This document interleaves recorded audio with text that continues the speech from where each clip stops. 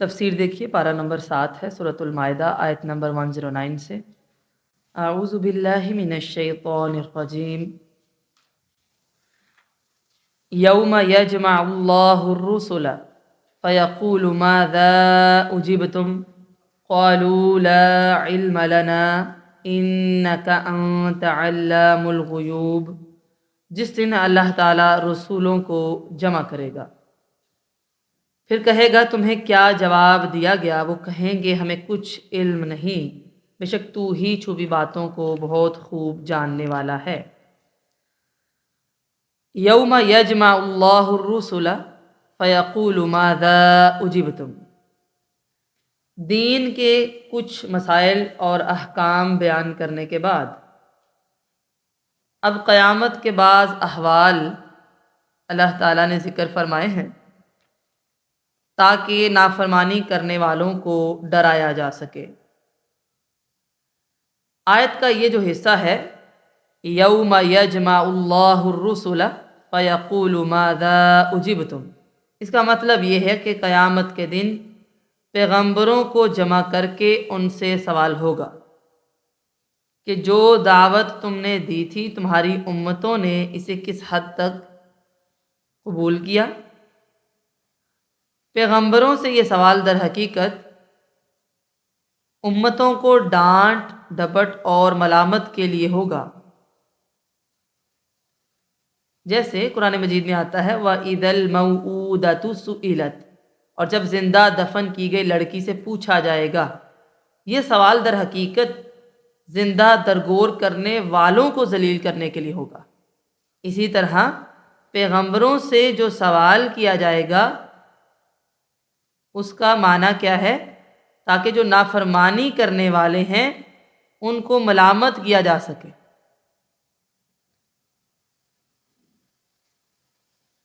تو اللہ تعالیٰ نے دین کے بعض احکام بیان کرنے کے بعد یہاں پر خبر دی ہے کہ اللہ تعالیٰ قیامت کے دن انبیاء سے مخاطب ہو کر یہ پوچھے گا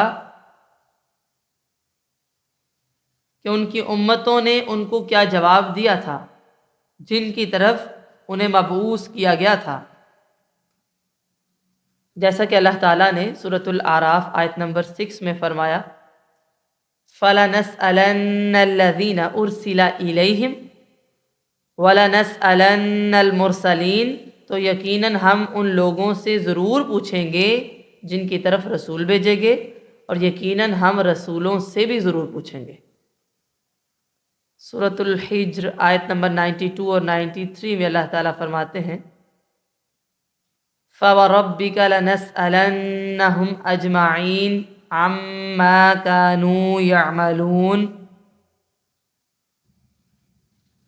سو تیرے رب کی قسم ہے یقیناً ہم ان سب سے ضرور سوال کریں گے اس کے بارے میں جو وہ کیا کرتے تھے۔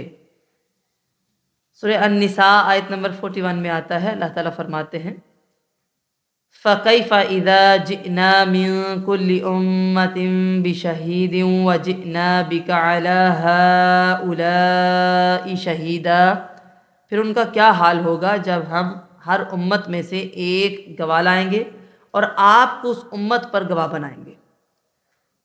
اسی طرح سورۃ البقرہ آیت نمبر 143 میں آپ پڑھ چکے ہیں وَكَذَلِكَ جَعَلْنَاكُمْ أُمَّةً وَسَطًا لِتَكُونُوا شُهَدَاءَ عَلَى النَّاسِ، اور اسی طرح ہم نے تمہیں امت وسط بنایا تاکہ تم لوگوں پر گواہ ہو اور رسول تم پر گواہ ہو۔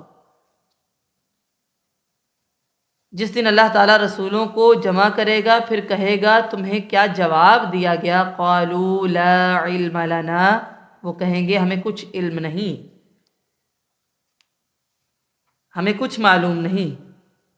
یہاں یہ سوال پیدا ہوتا ہے کہ امتوں کے اپنے اپنے رسولوں کو جواب کا کچھ علم تو پیغمبروں کو تھا، کیونکہ ان کی عمر انہی کے اندر گزری ہے، تو وہ پھر کس طرح کہہ سکتے ہیں ہمیں کچھ علم نہیں؟ اس سوال کا جواب انک انت علام الغیوب اس کے اندر موجود ہے، یعنی ہم تو صرف ان کے ظاہری جواب کی حد تک واقف ہیں جو ہماری زندگیوں میں لوگوں نے دیا، جس کے متعلق پیغمبر گواہی بھی دیں گے۔ باقی رہا کہ فی الحقیقت انہوں نے دل سے ہماری دعوت کو قبول کیا یا نہیں، بعد میں ثابت قدم رہے یا نہیں، اس کا علم اللہ تیرے سوا کسی کو نہیں، کیونکہ چھپی ہوئی باتوں کو تو ہی خوب جانتا ہے۔ علم غیب کی صفت صرف اللہ تعالیٰ کے لیے ہے۔ انبیاء کے ساتھ ان کی قوموں نے اچھا کیا یا برا کیا، اس کا علم تو ان کو تھا، لیکن وفات کے بعد کے حالات وہ نہیں جانتے وہ کیا تھے، لہذا یہ اس کی طرف اشارہ ہے۔ رسول اللہ صلی اللہ علیہ وسلم نے فرمایا، میں حوض پر تمہارا میزبان ہوں گا، تم میں سے بعض لوگ وہاں لائے جائیں گے، پھر مجھ سے دور ہٹا دیے جائیں گے۔ میں کہوں گا، اے میرے رب، یہ تو میری امت کے لوگ ہیں۔ جواب میں کہا جائے گا، آپ نہیں جانتے انہوں نے آپ کے بعد کیسی کیسی بدعات شروع کر دی تھی۔ یہ بخاری کی روایت ہے۔ اس حدیث سے بھی پتہ چلتا ہے کہ پیغمبروں کی وفات کے بعد جو کچھ ہوا وہ اللہ تعالیٰ ہی جانتے ہیں۔ اذ قال اللہ یا عیسی ابن مریم اذکر نعمتی علیک وعلی والدتک اذ ایدتک بروح القدس تکلم الناس فی المہد وکہلا وَإِذْ عَلَّمْتُكَ الْكِتَابَ وَالْحِكْمَةَ وَالتَّوْرَاةَ وَالْإِنْجِيلَ وَإِذْ تَخْلُقُ مِنَ الطِّينِ كَهَيْئَةِ الطَّيْرِ بِإِذْنِي فَتَنفُخُ فِيهَا فَتَكُونُ طَيْرًا بِإِذْنِي وَتُبْرِئُ الْأَكْمَهَ وَالْأَبْرَصَ بِإِذْنِي وَإِذْ تُخْرِجُ الْمَوْتَى بِإِذْنِي وَإِذْ كَفَفْتُ بَنِي إِسْرَائِيلَ عَنْكَ إِذْ جِئْتَهُمْ بِالْبَيِّنَاتِ فَقَالَ الَّذِينَ كَفَرُوا مِنْهُمْ إِنْ هَذَا إِلَّا سِحْرٌ مُبِينٌ۔ جب اللہ کہے گا، عیسیٰ ابن مریم، اپنے اوپر اور اپنی والدہ پر میری نعمت یاد کر، جب میں نے روح پاک سے تیری مدد کی، تو گود میں اور ادھیڑ عمر میں لوگوں سے باتیں کرتا تھا، اور جب میں نے تجھے کتاب اور حکمت اور تورات اور انجیل سکھائی، اور جب تو مٹی سے پرندے کی شکل کی مانند میرے حکم سے بناتا تھا، پھر تو اس میں پھونک مارتا تو وہ میرے حکم سے ایک پرندہ بن جاتی تھی، اور تو پیدائشی اندھے اور برس والے کو میرے حکم سے تندرست کرتا تھا، اور جب تو مردوں کو میرے حکم سے نکال کھڑا کرتا تھا، اور جب میں نے بنی اسرائیل کو تجھ سے روکا، جب تو ان کے پاس کھلی نشانیاں لے کر آیا، تو ان میں سے ان لوگوں نے جنہوں نے کفر کیا، یہ تو کھلے جادو کے سوا کچھ نہیں، انہوں نے یہ کہہ دیا کہ یہ تو صرف اور صرف جادو ہے۔ چونکہ پیغمبروں سے سوال امتوں کو ڈانٹنے کے لیے ہوگا، اور سب سے زیادہ ملامت جو ہے اس کے لائق عیسائی ہوں گے، جنہوں نے عیسیٰ علیہ السلام کو معبود بنا لیا تھا اور اللہ کی بیوی اور اولاد ثابت کر دی تھی، جس سے اللہ تعالیٰ بہت بلند ہے۔ اس بنا پر تمام پیغمبروں کی موجودگی میں اللہ تعالیٰ عیسیٰ علیہ السلام پر اپنے انعامات ذکر فرمائیں گے، اور ان سے سوال ہوگا تاکہ عیسائیوں کا رد ہو۔ یعنی پہلے تمام انبیاء سے اجتماعی طور پر پوچھا جائے گا کہ ان کی قوم نے انہیں کیا جواب دیا، یا دعوت کو کتنا قبول کیا۔ پھر ہر نبی سے الگ الگ یہ سوال ہوگا، اور حضرت عیسیٰ علیہ السلام سے سوال و جواب کو بالخصوص ذکر کیا گیا ہے۔ سوال و جواب سے پہلے اللہ تعالیٰ نے حضرت عیسیٰ علیہ السلام پر اپنے احسانات کا تذکرہ کیا ہے۔ وہ آپ نے پوائنٹس بنانے ہیں۔ سب سے پہلا نقطہ یہ ہے کہ حضرت عیسیٰ علیہ السلام پر سب سے بڑا احسان یہ تھا کہ ان کو بغیر باپ کے حضرت جبرائیل کے روح پھونکنے سے پیدا کیا گیا تھا، یعنی فطری پیدائش نہیں تھی، تھوڑی ہٹ کر تھی، معجزانہ طور پر ہوئی تھی، اسی لیے آپ کو روح اللہ اور کلمۃ اللہ کہا جاتا ہے۔ دوسرا نقطہ یہ ہے کہ آپ کی والدہ حضرت مریم پر اللہ کا یہ احسان تھا کہ آپ کو یہودیوں کی تہمت سے بری قرار دیا گیا،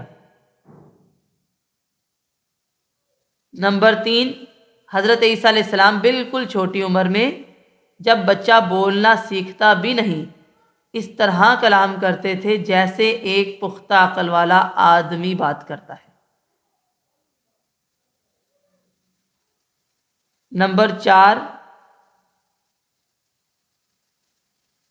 آپ تورات کی عبارتیں فر سنا دیا کرتے تھے جس سے یہود کے بڑے بڑے علماء دنگ رہ جاتے تھے۔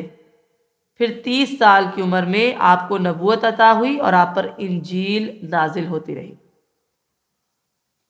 نمبر 5، آپ مٹی کا کوئی پرندہ بناتے، اس میں پھونک مارتے اور وہ اللہ کے حکم سے جاندار پرندہ بن کر اڑنے لگ جاتا۔ نمبر 6، مادر زاد اندھے کی آنکھوں پر ہاتھ پھیرتے تو وہ اللہ کے حکم سے دیکھنے والا ہو جاتا اور اس کی آنکھیں ٹھیک ہو جاتی۔ نمبر 7، کسی برس والے یعنی جس کو کوڑ ہوتا ہے اس کے بدن پر ہاتھ پھیرتے تو اللہ کے حکم سے بالکل تندرست ہو جاتا تھا۔ نمبر 8، کسی قبر میں پڑے ہوئے مردے کو زندہ ہو کر اٹھ کھڑا ہونے کو کہتے تو وہ اللہ کے حکم سے قبر سے نکل کر کھڑا ہو جاتا تھا۔ اتنے ڈھیر سارے معجزات کے باوجود بنی اسرائیل نے آپ کو جھٹلا دیا اور کہنے لگے کہ تم جادوگر ہو، یہ سارا کا سارا جادو ہے۔ تو یہ ٹوٹل 8 احسانات ہیں۔ تخلقو کا یہاں پر لفظ استعمال ہوا ہے۔ تخلقو کا لفظ صرف ظاہری شکل و صورت بنانے کے معنی میں استعمال ہوا ہے، جیسا کہ حدیث میں آتا ہے قیامت کے دن اللہ تعالیٰ تصویر بنانے والوں سے فرمائے گا احیوا ما خلقتم، جو تم نے تخلیق کیا اسے زندہ کرو۔ یہ بخاری کی روایت ہے۔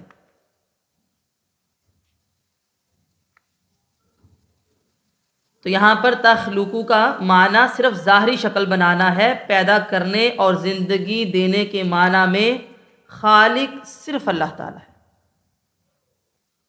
سورہ آل عمران آیت نمبر 49 آپ یہاں پر لکھ سکتے ہیں۔ پیدا کرنا، زندگی دینا، یہ معنی صرف اللہ تعالیٰ کے لیے ہے۔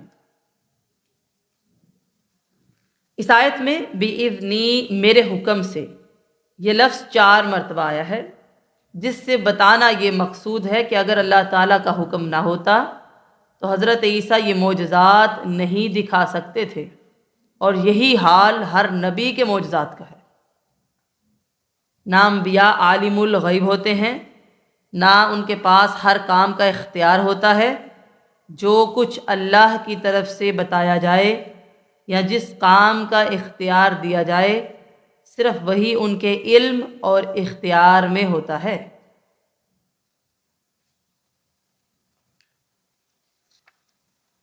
وَإِذْ كَفَفْتُ بَنِي إِسْرَائِيلَ عَنْكَ إِذْ جِئْتَهُمْ بِالْبَيِّنَاتِ فَقَالَ الَّذِينَ كَفَرُوا مِنْهُمْ إِنْ هَذَا إِلَّا سِحْرٌ مُبِينٌ، اور جب میں نے بنی اسرائیل کو تجھ سے روکا جب تو ان کے پاس کھلی نشانیاں لے کر آیا تو ان میں سے ان لوگوں نے کہا جنہوں نے کفر کیا یہ تو کھلے جادو کے سوا کچھ نہیں۔ یہودیوں نے جس طرح عیسیٰ علیہ السلام کو قتل کرنے کی سازش کی، پھر اللہ تعالیٰ نے حضرت عیسیٰ کو یہودیوں کے شر سے محفوظ رکھا اور اپنی طرف اٹھا لیا۔ سورہ النساء آیت نمبر 158 میں آتا ہے بر رفعہ اللہ الیہ وکان اللہ عزیزا حکیما، بلکہ اللہ نے انہیں اپنی طرف اٹھا لیا اور اللہ تعالیٰ بڑا زبردست حکمت والا ہے۔ اور جنہوں نے کفر کیا انہوں نے کیا کہا، ان ھذا الا سحر مبین، یہ تو کھلم کھلا جادو ہے۔ حضرت عیسیٰ علیہ السلام کی نبوت کے جو منکر تھے انہوں نے معجزات کو جادو قرار دے دیا۔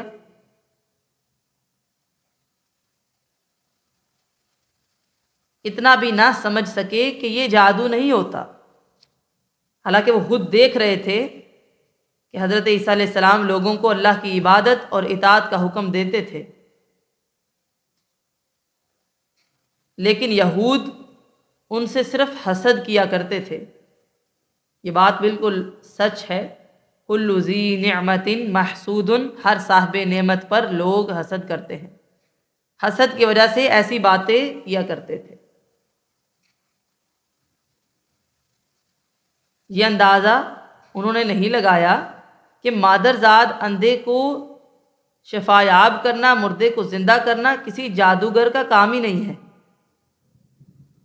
یہ اللہ کے اذن سے ہی ہو سکتا ہے اور ایک پیغمبر کا معجزہ ہو سکتا ہے۔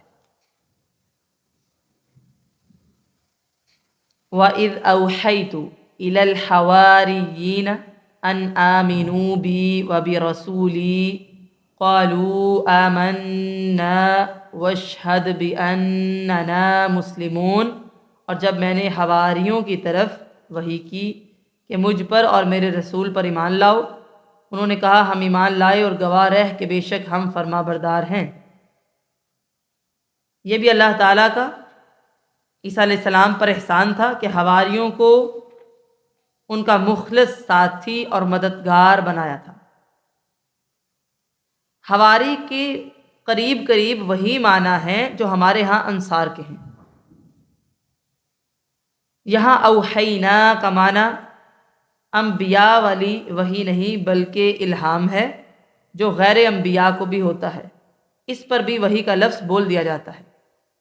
کہ جو اللہ تعالیٰ نے فرمایا نا کہ میں نے حواریوں کی طرف وحی کی، اس سے مراد کون سی وحی ہے؟ الہام والی۔ جیسے سورۃ القصص آیت نمبر 7 میں اللہ تعالیٰ فرماتے ہیں وَأَوْحَيْنَا إِلَىٰ أُمِّ مُوسَىٰ، اور ہم نے موسیٰ علیہ السلام کی ماں کی طرف وحی کی۔ وحی کون سی تھی؟ الہام والی۔ جو نبوت والی وحی ہے، فرشتہ پیغام لے کر آتا ہے، وہ صرف رسولوں پر نازل ہوتی ہے اور وہ مرد ہوتے ہیں، کوئی عورت نبی نہیں ہوئی کبھی۔ سورہ انبیاء آیت نمبر 7 میں اللہ تعالیٰ فرماتے ہیں وَمَا أَرْسَلْنَا قَبْلَكَ إِلَّا رِجَالًا نُوحِي إِلَيْهِمْ، آپ سے پہلے ہم نے جتنے رسول بھیجے ہیں وہ سب بھی مرد ہی تھے، ہم نے ان کی طرف وحی کی۔ تو بعض ایسے مقامات ہیں وہاں پر وحی کا لفظ آتا ہے لیکن اس سے مراد الہام ہوتا ہے، جیسے وَأَوْحَىٰ رَبُّكَ إِلَى النَّحْلِ، سورۃ النحل آیت نمبر 68 میں اللہ تعالیٰ فرماتے ہیں اور تیرے رب نے شہد کی مکھی کی طرف وحی فرمائی۔ اس سے مراد کیا ہے؟ الہام۔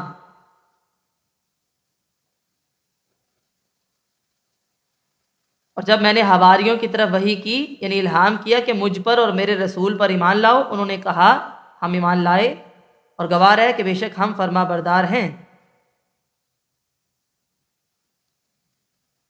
اذ قال الحواریون یا عیسی ابن مریم هل يستطيع ربك ان ينزل علينا مائدة من السماء قال اتقوا الله ان کنتم مؤمنین، جب حواریوں نے کہا عیسیٰ ابن مریم کیا تیرا رب کر سکتا ہے کہ ہم پر آسمان سے ایک دسترخوان اتارے؟ کیا ایسا ممکن ہو سکتا ہے کہ تیرا رب ہم پر آسمان سے ایک دسترخوان نازل کرے؟ قال اتقوا اللہ ان کنتم مؤمنین، اس نے کہا اللہ سے ڈرو اگر تم مومن ہو۔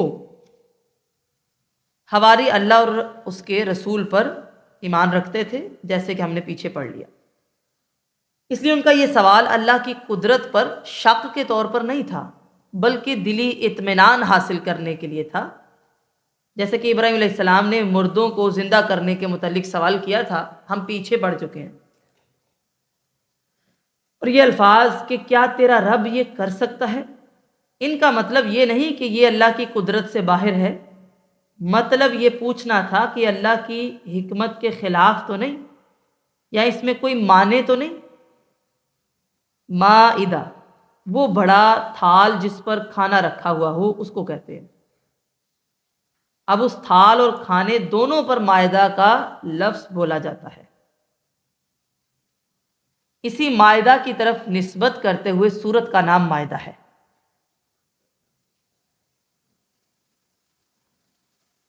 حواری جو اسلام لا چکے تھے وہ سوال کرنے لگے کیا اللہ تعالی ہم پر دسترخوان نازل فرمائے گا؟ تو عیسیٰ علیہ السلام نے کہا اللہ سے ڈرو اگر تم مومن ہو،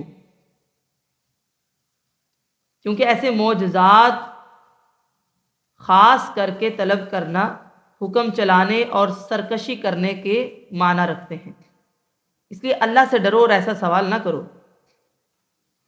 یعنی بندے کو چاہیے کہ اللہ کو آزمائے نہیں کہ اللہ تعالیٰ میرا کہا مانے گا یا نہیں، اگرچہ مالک بہت زیادہ مہربانی بھی کرے۔ اور دوسرا معنی یہ ہے کہ اپنے اندر تقوی پیدا کرو اور اسے مائدہ حاصل کرنے کا ذریعہ بناؤ۔ وَمَن يَتَّقِ اللَّهَ يَجْعَل لَّهُ مَخْرَجًا وَيَرْزُقْهُ مِنْ حَيْثُ لَا يَحْتَسِبُ، سورہ الطلاق آیت نمبر 2 اور 3۔ اور جو اللہ سے ڈرے گا اللہ تعالیٰ اس کے لیے نکلنے کا راستہ بنا دے گا اور اسے وہاں سے رزق عطا فرمائے گا جہاں سے اس نے گمان بھی نہیں کیا۔ دو معنی ہو گئے اس کے، قال اتقوا اللہ ان کنتم مؤمنین۔ ایک یہ کہ اللہ سے ڈرو ایسے سوال نہ کرو، یہ سرکشی کے معنی میں آتے ہیں۔ دوسرا یہ تقوی پیدا کرو اور اسے مائدہ حاصل کرنے کا ذریعہ بناؤ۔ قالوا نريد ان نأكل منها وتطمئن قلوبنا ونعلم ان قد صدقتنا وَنَكُونَ عَلَيْهَا مِنَ الشَّاهِدِينَ۔ انہوں نے کہا ہم چاہتے ہیں کہ ہم اس میں سے کھائیں اور ہمارے دل مطمئن ہو جائیں اور ہم جان لیں کہ واقعی تو نے ہم سے سچ کہا اور ہم اس پر گواہوں میں سے ہو جائیں۔ یعنی ہم یہ معجزہ ایمان لانے کی شرط کے طور پر نہیں مانگ رہے، جیسا کہ موسیٰ علیہ السلام نے بنی اسرائیل سے کہا تھا، سورۃ البقرہ آیت نمبر 55 میں آپ نے پڑھا لن نؤمن لک حتی نری اللہ جہرۃ، کہ ہم تیرا یقین نہیں کریں گے جب تک ہم اللہ کو سامنے نہ دیکھ لیں۔ تو انہوں نے کہا ہم وہ نظریہ نہیں رکھتے، ہمارے نظریات اور ہیں، اور ان میں سے ایک چیز یہ بھی ہے کہ ہم بھوکے ہیں یا برکت کے لیے کچھ کھانا چاہتے ہیں، دلی اطمینان حاصل کرنا چاہتے ہیں تاکہ ایمان کا اعلیٰ درجہ نصیب ہو جائے، ہم عین الیقین کے درجے کا علم حاصل کر لیں کہ آپ اللہ کے سچے رسول ہیں اور بنی اسرائیل کے سامنے آپ کے سچا رسول ہونے کی گواہی دے سکیں۔ قال عیسی ابن مریم اللہم ربنا انزل علینا مائدة من السماء تكون لنا عيدا لأولنا وآخرنا وآية منك وارزقنا وأنت خير الرازقين۔ عیسیٰ ابن مریم نے کہا اے اللہ، اے ہمارے رب، ہم پر آسمان سے ایک دسترخوان اتار جو ہمارے پہلوں اور ہمارے پچھلوں کے لیے عید ہو اور تیری طرف سے ایک نشانی ہو اور ہمیں رزق دے، اور تو سب رزق دینے والوں سے بہتر رزق دینے والا ہے۔ یہ انتہا درجے کی عاجزی کے ساتھ دعا ہے کہ اللہم، اے اللہ، اس کے ساتھ ربنا، اے ہمارے رب، اے ہمارے پالنے والے بھی ملا دیا۔ اسے پتہ چلتا ہے کہ عیسیٰ علیہ السلام نہ تو اللہ تھے نہ اللہ کے بیٹے، نہ اختیار رکھنے والے تھے اللہ جیسا۔ ان کے حواری بھی ان میں سے کسی چیز کے قائل نہیں تھے، ورنہ وہ عیسیٰ علیہ السلام سے دعا کیوں کرواتے، اور حضرت عیسیٰ بھی اتنی عاجزی کے ساتھ دعا کیوں کرتے؟ بلکہ ان کے حواری خود ان سے مائدہ کا مطالبہ کرتے اور وہ خود ہی پورا کر دیتے، اللہ سے مانگتے ہی نہ۔ تو کہا اللہ ایک دسترخوان نازل فرما، تکون لنا عیدا لاولنا وآخرنا، وہ دن ہمارے اگلوں کے لیے اور پچھلوں کے لیے عید کا دن ہوگا۔ علماء نے اس سے استدلال کیا ہے کہ وہ دسترخوان اتوار کے دن اترا کیونکہ وہ نصرانیوں کی عید ہے، ہفتے کا دن یہودیوں کے لیے عید کا دن ہے، حالانکہ اللہ تعالیٰ کی طرف سے عید کا دن جمعہ تھا، مگر یہودیوں اور عیسائیوں نے اصل دن میں اختلاف کیا۔ مسلمانوں کو اللہ نے توفیق دی کہ انہوں نے جمعہ کو تسلیم کیا. یہ مسلم کی روایت ہے. لفظ عید عادہ یا اودو سے ہے، یعنی ایسی خوشی جو بار بار لوٹ کر آئے. یہ سالانہ بھی ہو سکتی ہے اور ہفتہ وار بھی. مسلمانوں کی 2 عیدیں سالانہ ہیں اور ایک ہر 7ویں دن عید جمعہ ہے. یعنی عید جیسی تیاری کرنی چاہیے اس میں. ان کے علاوہ کوئی عید قرآن و سنت سے ثابت نہیں ہے. یہ سب خود ساختہ اور بدعت میں سے ہیں. وَآیَةً مِّنکَ، اور یہ تیری طرف سے نشانی ہو، یعنی تیری توحید اور تیرے نبی کی رسالت کے حق ہونے پر دلیل قائم ہو جائے. وَأَنتَ خَيْرُ الرَّازِقِينَ، اور اللہ تعالیٰ تو ہی تو حقیقت میں روزی دینے والا ہے. تیرے سوا تو کوئی روزی دینے والا نہیں. سب تیرا دیا ہوا کھاتے ہیں اور اسی میں سے کسی دوسرے کو بھی دیتے ہیں. لہٰذا ہمیں بھی وہ دسترخوان عطا فرما دے. قال اللہ انی منزلها علیکم فمن یکفر بعد منکم فإنی اعذبه عذابا لا اعذبه احدا من العالمین. اللہ نے فرمایا بے شک میں اسے تم پر اتارنے والا ہوں، پھر جو اس کے بعد تم میں سے ناشکری کرے گا تو بے شک میں اسے عذاب دوں گا، ایسا عذاب کہ وہ جہانوں میں سے کسی ایک کو نہ دوں گا. علماء کا اس بارے میں اختلاف ہے کہ دسترخوان اترا یا نہیں. بعض کہتے ہیں کہ دسترخوان اترا، جیسے امام شوقانی نے اور بہت سے علماء نے اسی کو صحیح کہا ہے، کیونکہ اللہ تعالیٰ کا تاکید کے ساتھ فرمانا انی منزلها علیکم، یقیناً میں اسے تم پر اتارنے والا ہوں، یہ دلیل ہے کہ اللہ تعالیٰ نے اسے اتارا ہے.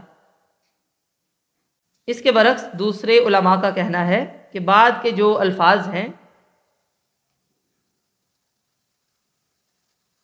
فَمَن يَكْفُرْ بَعْدُ مِنكُمْ،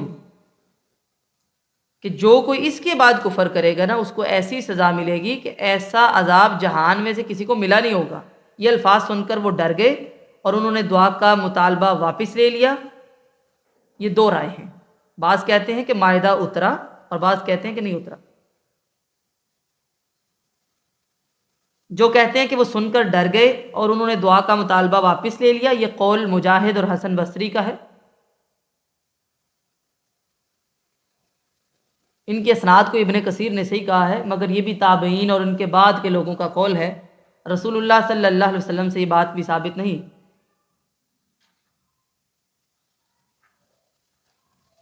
جو لوگ یہ کہتے ہیں کہ مائدہ اترا تھا، وہ اس کا ایک قرینہ یہ بھی بیان کرتے ہیں کہ اس سے پہلی آیات میں اللہ تعالیٰ نے حضرت عیسیٰ علیہ السلام پر اپنے احسان شمار کیے ہیں اور اسی کے ساتھ اس واقعے کو بھی بطور احسان ذکر فرمایا ہے. اور پھر اگلے رکوع میں آپ پڑھیں گے کہ بعد میں ان سے سوال کیا ہے کیا تم نے میرے اتنے احسانات کے باوجود بھی لوگوں سے کہا تھا کہ مجھے اور میری ماں کو اللہ کے سوا معبود بنائیں؟ اس لیے مائدہ کا اترنا بھی ایک احسان ہے. اور دوسرے حضرات کہہ سکتے ہیں کہ مائدہ نہ اتار کر انہیں امتحان سے بچا لینا بھی ایک احسان ہی تھا. بہرحال قرآن مجید کے الفاظ دونوں صورتوں کا احتمال رکھتے ہیں. اصل حقیقت اللہ تعالیٰ ہی بہتر جانتا ہے.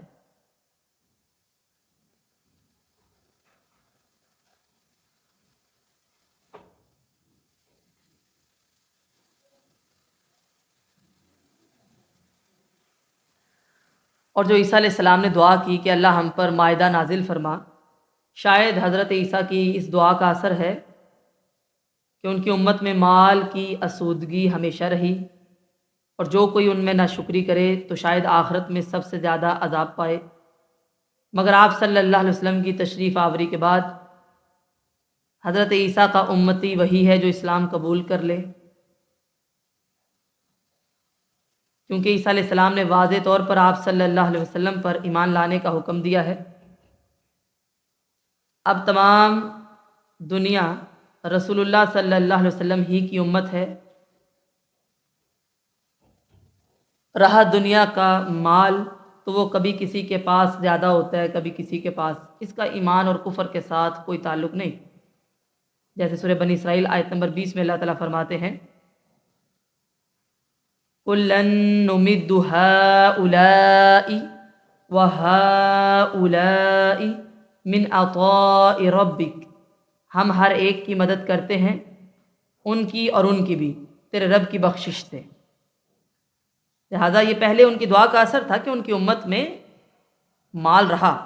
اب حضرت عیسیٰ کا امتی وہی ہے جو اسلام قبول کرے، اور دنیا کا مال وہ تو کبھی کسی کے پاس زیادہ ہوتا ہے، کبھی کم ہو جاتا ہے، کیونکہ اللہ تعالیٰ سورہ آل عمران آیت نمبر 140 میں فرماتے ہیں وَتِلْكَ الْأَيَّامُ نُدَاوِلُهَا بَيْنَ النَّاسِ، اور یہ تو دن ہے، ہم انہیں لوگوں کے درمیان باری باری بدلتے رہتے ہیں۔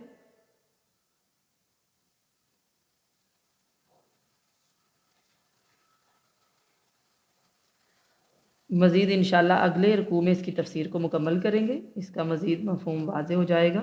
آخری آیت ہم نے یہ پڑھی کہ اللہ تعالیٰ نے فرمایا کہ بے شک میں اسے تم پر اتارنے والا ہوں، یعنی مائدہ کو، جو اس کے بعد ناشکری کرے گا اسے ایسا عذاب ملے گا جو اس سے پہلے کسی اور کو نہیں ملا، یا اس کے بعد بھی کسی اور کو ایسا نہیں ملے گا۔ اس میں دو آراء ہم نے پڑھی، بعض کہتے ہیں کہ وہ مائدہ نازل ہوا اور بعض کہتے ہیں نازل نہیں ہوا۔ بہرحال قرآن مجید کے الفاظ دونوں صورتوں کا احتمال رکھتے ہیں، حقیقت اللہ تعالیٰ ہی بہتر جانتا ہے۔ کل انشاءاللہ مزید تفسیر دیکھیں گے، اگلے رکوع میں پڑھیں گے۔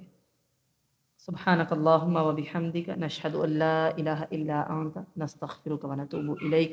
والسلام علیکم ورحمۃ اللہ وبرکاتہ۔